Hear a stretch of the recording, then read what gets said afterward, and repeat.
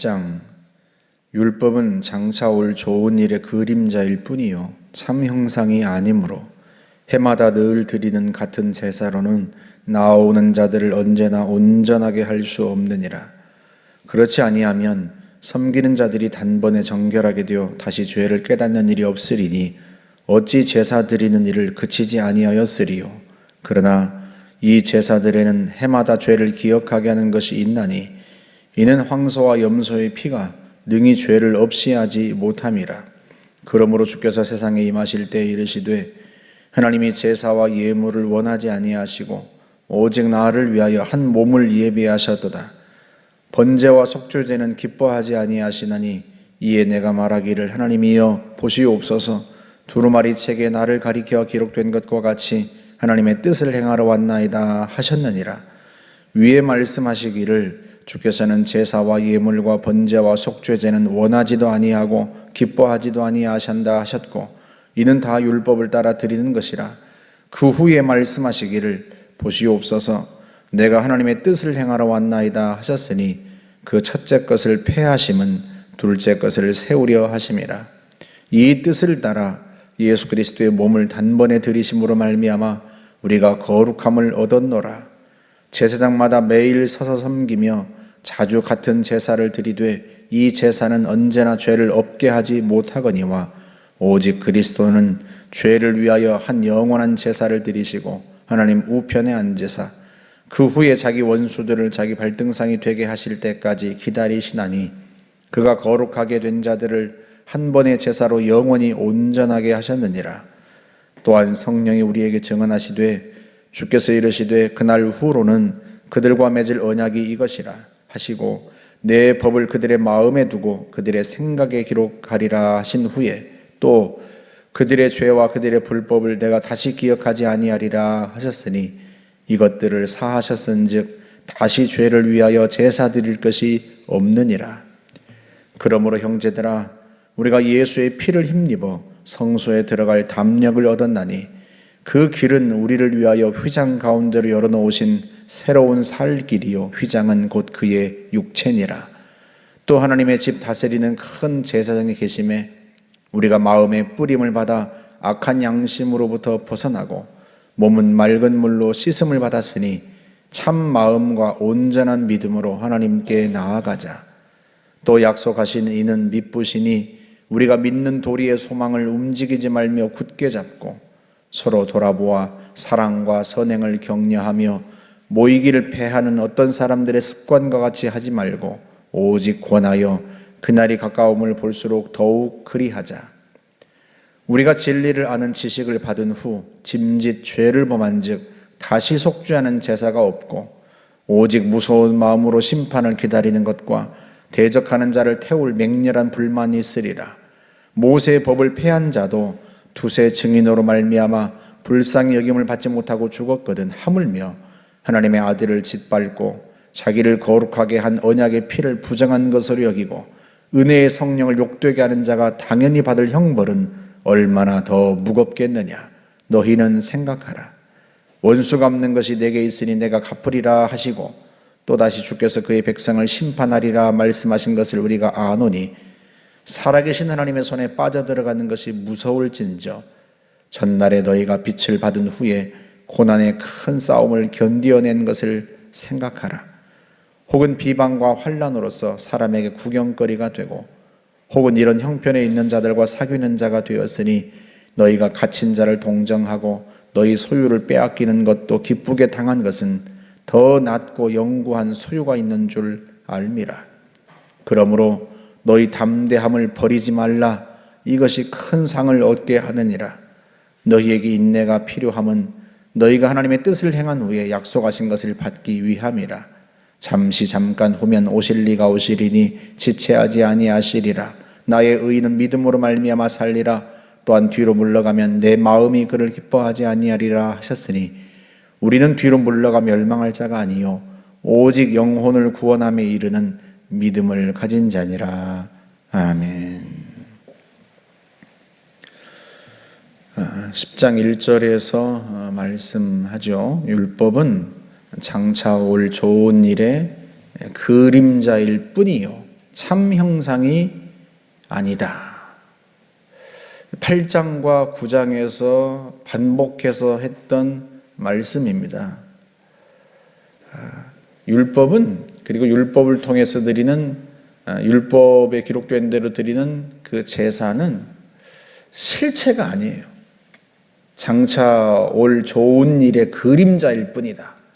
장차 올 메시아를 가리키는 그림자일 뿐이고요. 모형일 뿐입니다. 실체가 아니에요. 실체가 아니기 때문에 해마다 늘 드리는 같은 제사로는 나아오는 자들을 언제나 온전하게 할 수 없느니라. 실체가 아니고 모형이고 그림자이기 때문에요. 해마다 늘 드리는 그 똑같은 그 제사로는요, 결코 그 앞에 나오는 모든 사람들을 온전하게 할 수 없어요. 오직 실체이신 예수 그리스도를 통해서 우리가 온전하게 죄사함 받고 구원을 받는 거란 말이죠. 그게 이 이야기가요, 8장부터 10장 18절까지 계속해서 반복적으로 이야기를 하고 있는 거예요. 똑같은 이야기를 다시 반복해서 또 설명하고 또 설명하는 이유가 뭐겠어요? 안타까워서 그런 거예요. 안타까워서. 왜 실체가 왔는데 실체를 붙잡아야지. 그것을 가리켰던 모형과 그림자로 다시 돌아가려고 하느냐. 왜 율법으로 다시 돌아가려고 하고 왜 유대교로 다시 돌아가려고 하느냐. 그게 안타까워서 이 같은 이야기를 계속 반복해서 하는 겁니다. 율법으로는 너희가 구원받을 수 없다. 유대교로 돌아가서는 너희가 구원받을 수 없다. 율법은 실체이신 예수 그리스도, 참 형상인 예수 그리스도를 가리키는 모형이었고 그림자일 뿐이지, 실체이신 그리스도가 이제 왔으면 그건 다 이제 없어지는 것이다. 낡아지고 쇠하는 것이고 없어져 가는 것이다. 그걸 붙들면 너희가 어찌 구원을 받겠느냐 하는 거죠. 그래서 결단코 다시 돌아가서는 안 된다 하고 말하는 것을 18절까지 다시 반복해서 말합니다. 그리고 19절에서 이야기하죠. 결론적으로 하는 이야기가 이제 19절부터 나오는 이야기예요. 그러므로 형제들아, 우리가 예수의 피를 힘입어 성소에 들어갈 담력을 얻었나니. 성소, 이때는 지성소를 가리키는 거예요. 예수의 피를 힘입어서 성소에 들어갈 담력을 얻었다.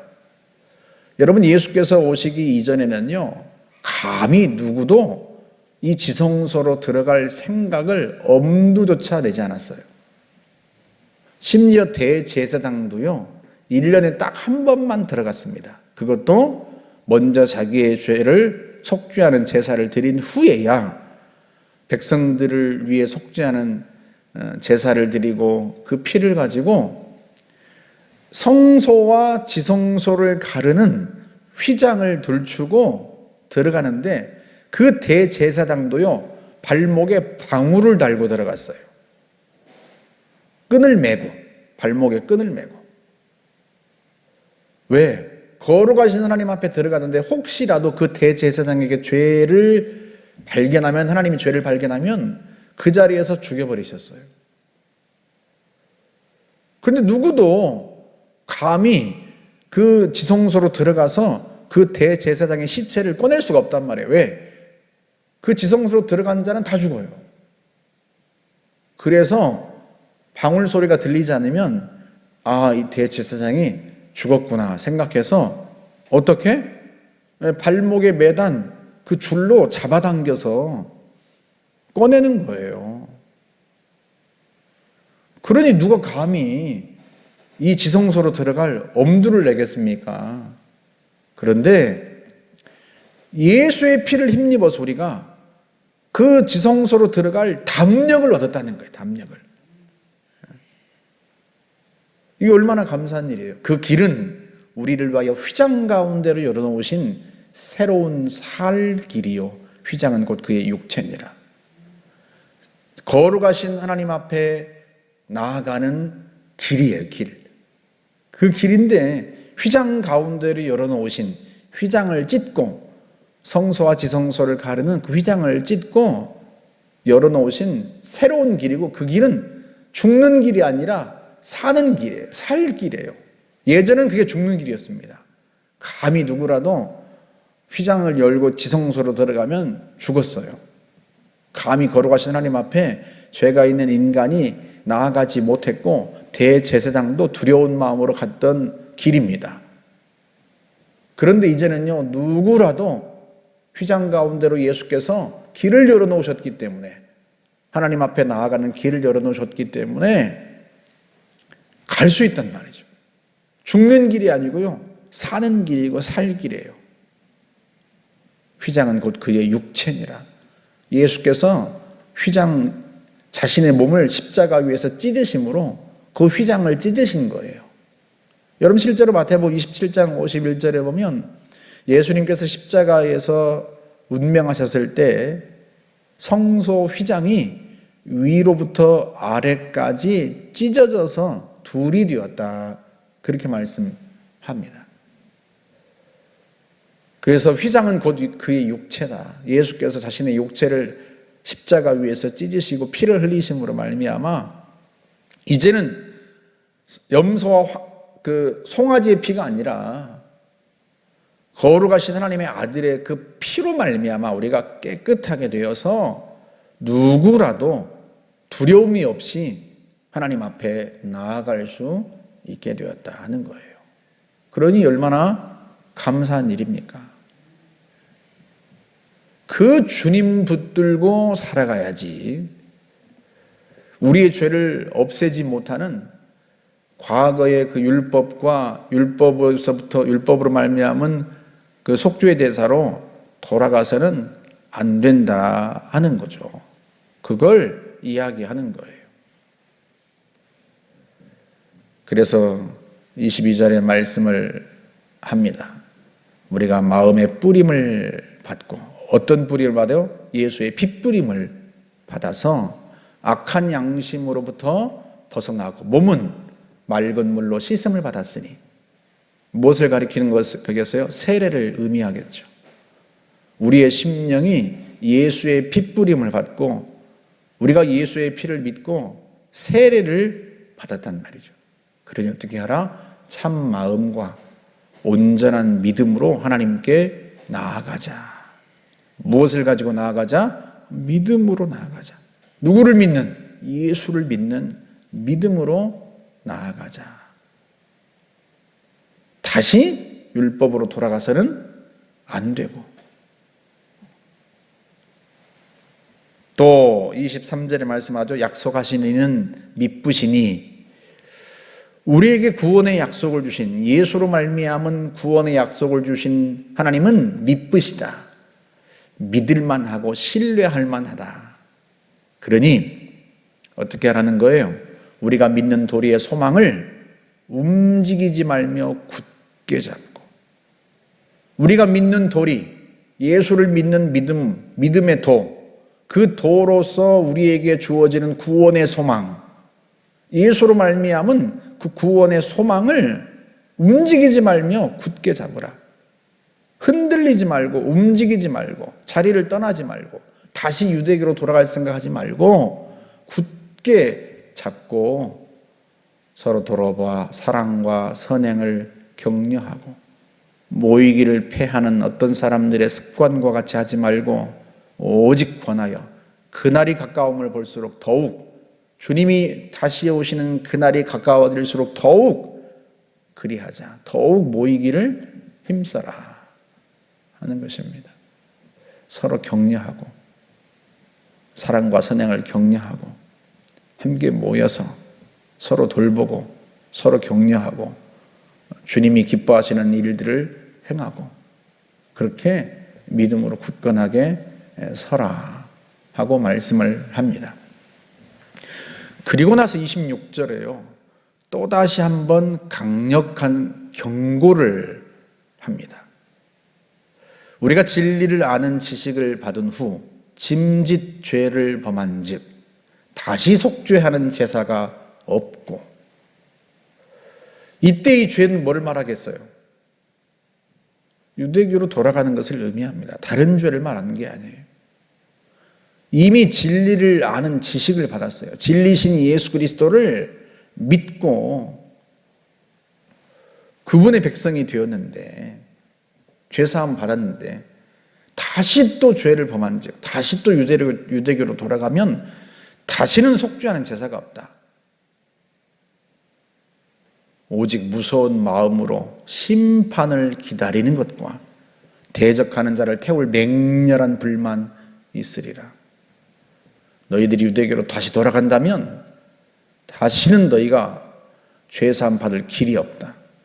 이제는 무엇만 기다려요? 너희에게 무서운 심판과 맹렬한 하나님의 진노의 불만 기다리고 있을 것이다 하고 강력한 경고를 합니다. 그러면서 예를 들어주는데요, 모세의 법을 폐한 자도 두세 증인으로 말미암아 불쌍히 여김을 얻지 못하고 죽었거든. 그러니까 모세 율법을 어긴 사람도요, 이게 두세 증인이 저 사람이 죄를 범했습니다 하고 증언하면 이게 사형을 꼼짝으로 돌로 쳐 죽임을 당하고 그랬단 말이죠. 그렇게 모세의 법을 어긴 사람도, 폐한 사람도 심판을 받았는데 하물며 하나님의 아들을 짓밟고, 그러니까 앞에서 말한 짐짓 죄를 범한 즉 하고 그 죄에 대한 설명에, 어떤 죄예요? 하나님의 아들을 짓밟고 우리를 거룩하게 하신 언약의 피를 부정한 것으로 여기고. 여러분, 그들이 유대교로 돌아간다는 게 무엇을 의미합니까? 우리를 온전히 깨끗하게 하고 거룩하게 하신 예수의 피를 부정하는 거예요.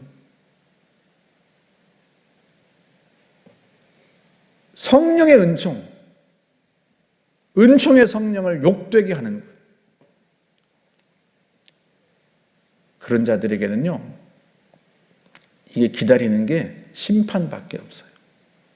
그런 자들이, 은혜의 성령을 욕되게 한 자들이 당연히 받을 형벌이 얼마나 더 무겁겠느냐. 모세의 법을 어긴 자도 사형을 받았는데 하물며 너희를 구원하신 그 예수를 다시 짓밟고 그 피를 부정하게 여기고 그 은혜의 성령을 거역하고 욕되게 하면 그가 받을 형벌은 얼마나 무겁겠느냐. 너희는 생각하라. 여러분, 이 경고를 6장에서도 똑같이 했었죠. 6장 4절에서 한 번 빛을 받고 하늘의 은사를 맛보고 성령에 참여한 바가 되고 하나님의 선한 말씀과 내세 능력을 맛보고도 타락한 자들은, 하나님의 은혜를 맛보고도 경험하고도 유대교로 돌아간 자들은 다시 새롭게 하여 회개하게 할 수 없나니. 왜 그래요? 그들이 하나님의 아들을 다시 십자가에 못 박아 욕되게 했기 때문에. 예수를 믿음으로 말미암아 예수의 피로 죄 씻음을 받고 온전한 죄사함과 구원을 받았는데, 우리의 구원과 속죄를 위해서 예수께서 십자가에 위해서 죽기까지 하셨는데, 그 피를 흘려주셨는데, 흠없으신 하나님의 아들이 우리를 위해서 속죄의 제물이 되어 주셨는데, 또다시 짐승의 피로 돌아가고 또다시 양과 소의 속죄의 제사로 돌아가려고 하면 이 얼마나 주님을 욕되게 하는 일이냔 말이죠. 그런 자가 어떻게 다시 속죄하는, 회개하는 기회를 얻을 수 있겠는가? 모르는 자들이라면, 예수를 모르고 예수를 믿지 않았던 자들이라면 다시 하나님께서 그를 회개하게 하시고 구원하시겠지만, 이미 예수의 은혜를 맛보고도 그 피를 부정하고 다시 짐승의 피로 돌아가려는 그런 이들에게 어찌 하나님께서 다시 회개의 기회를, 속죄의 기회를 주시겠냔 말이죠. 그러니까 너희가 유대교로 돌아간다면 다시는 기회가 없다. 다시는 하나님께 구원받을 기회가 없다. 오직 무서운 심판만 기다릴 것이다. 하고 강력한 경고를 합니다. 6장에 이어서 또다시 경고를 하는 이유는 다른 이유 때문이 아니에요. 절대로 유대교로 돌아가서는 안 된다는 거예요. 그림자와 모형에 불과한 유대교로 돌아가서는 절대로 구원받을 수 없고, 만약에 돌아간다면 너희는 다시는 돌아올 수 없다 하고 강력한 경고를 하고 있는 겁니다. 경고만 하지 않는다고 그랬죠. 6장에서도 경고한 다음에 또 다시 달래죠. 우리가 이같이 말하나, 이렇게 강력하고 두렵게 말하지만 너희에게는 이보다 더 좋은 것, 곧 구원에 속한 것이 있는 줄 우리가 알미라. 우리는 알고 있다 하고 다시 달랬다고 그랬죠. 10장도 마찬가지입니다. 10장에서도요 똑같이 그렇게 이야기를 해요.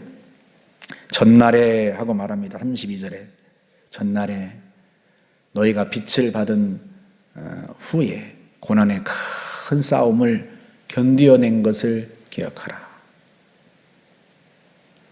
예전에 예수를 믿고 나서요, 빛을 받고 나서 큰 고난의 싸움을 견뎌냈어요. 유대인들에게 당하는 고난을 견뎌냈단 말이죠. 이 사람들이 고난을 안 견딘 게 아니에요. 고난을 견뎌냈습니다. 박해와 환난을 당하고 사람들에게 구경거리가 되고, 자기들의 소유를 빼앗기고 옥에 갇히기도 하고, 옥에 갇힌 자들과 함께 동료였고, 그렇게요 이들이요 고난을 견뎌냈어요.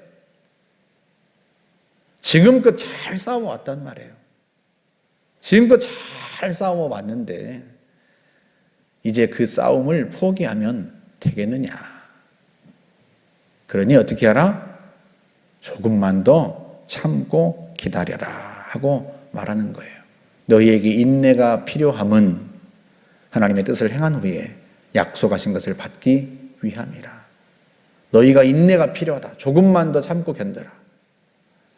그러면 약속하신 것을 받을 것이다. 무엇? 하나님의 온전한 구원, 안식, 하나님의 나라, 그걸 받을 것이다. 조금만 더 견뎌라.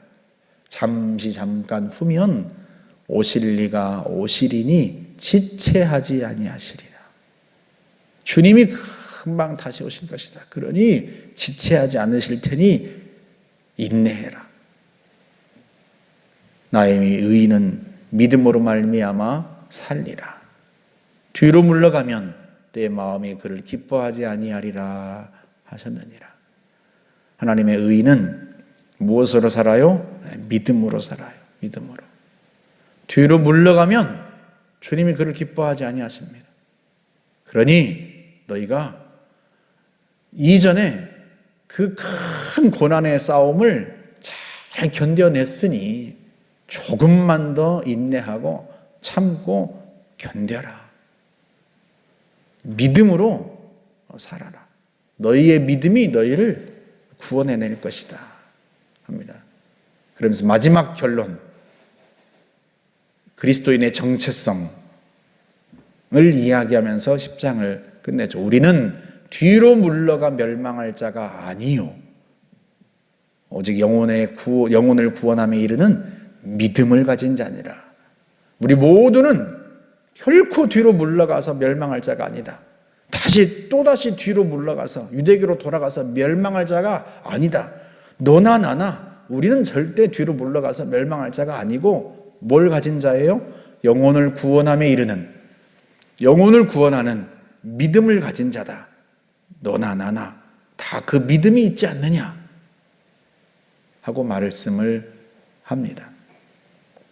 그래서 11장의 그 믿음에 대한 이야기를 장황하게 하게 되는 이유가 거기 있어요. 예수를 믿는 믿음이 우리를 구원한다 하는 거예요. 그 믿음을 굳건하게 지켜라. 박해 때문에 다시 그림자로 모형으로 돌아가지 말고, 돌아가면 다시는 속죄할 기회가 없을 테니 결코 그 멸망의 길로 가지 말고 뒤로 물러가지 말고 믿음으로 참고 인내하자. 주님이 금방 다시 오시고 우리에게 약속하신 안식, 하나님의 나라를 주실 것이다 하는 거죠. 여러분이 히브리서의 저자의 이 심정이요, 우리가 히브리서를 읽으면서 아니 왜 똑같은 이야기를 계속 반복하지?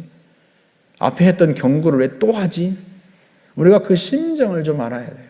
얼마나 안타까우면 이렇게까지 무서운 경고를 했다가 다시 또 달랬다가 또 설명을 했다가 이걸 계속 하겠습니까?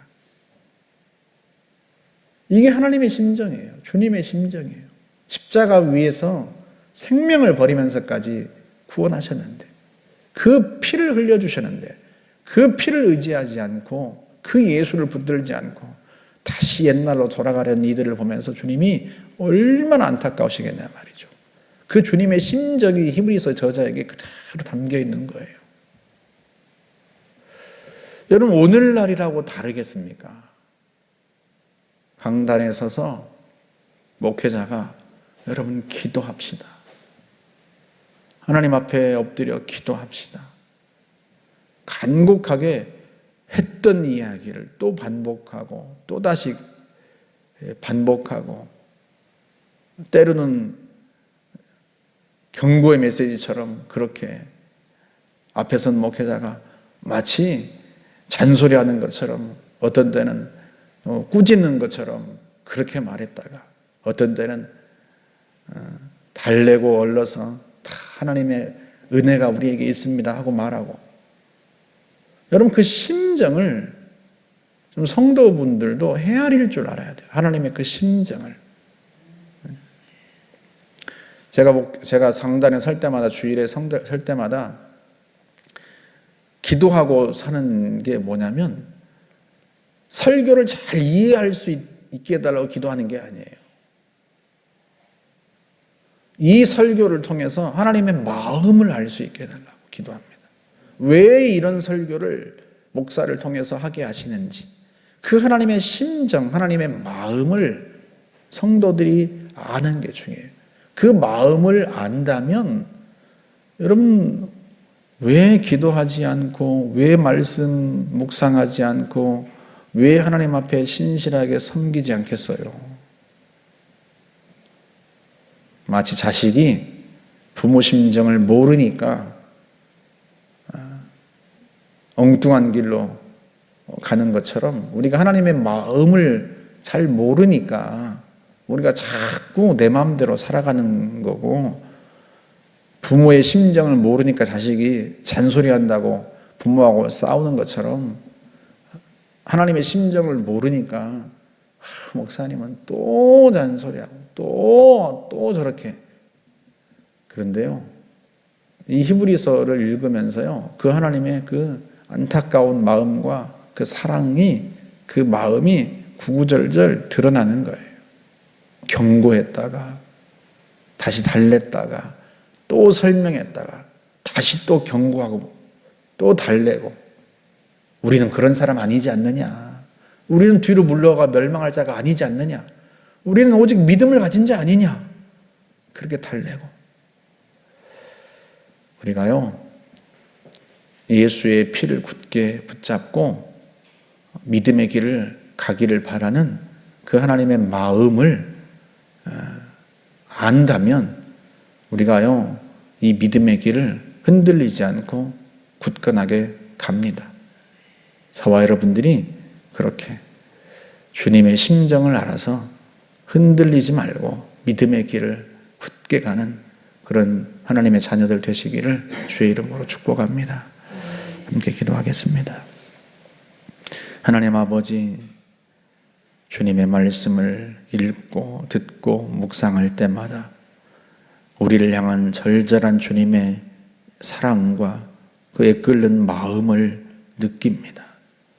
하나님 아버지, 그 사랑 우리가 알아서, 그 주님의 마음을 알아서 주님의 말씀에 순종하여 이 믿음의 길을 올곧게 좌로나 우로나 치우치지 아니하고 흔들리지 아니하고 굳건하게 걸어갈 수 있기를 원합니다. 주님 저희를 붙들어 주옵소서. 감사드리며 예수님의 이름으로 기도하옵나이다. 아멘.